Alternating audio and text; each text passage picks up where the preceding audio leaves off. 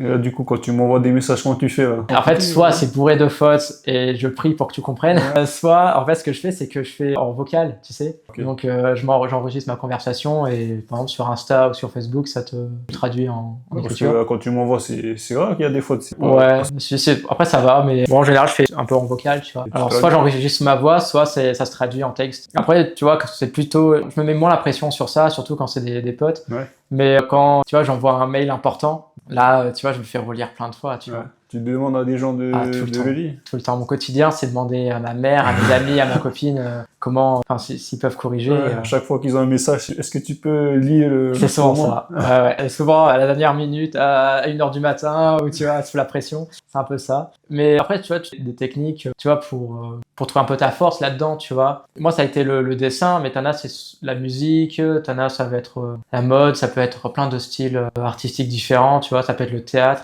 Donc, faut trouver sa force là-dedans, et surtout, faut pas qu'on te ramène à ça, tu vois. Moi, j'aimerais que, enfin, moi, je l'assume complètement, tu vois, j'ai pas de honte à dire que je suis 10. Enfin, j'aimerais que mon travail, on puisse le reconnaître parce que je suis l'artiste qui est derrière et pas forcément le dyslexique qui est derrière.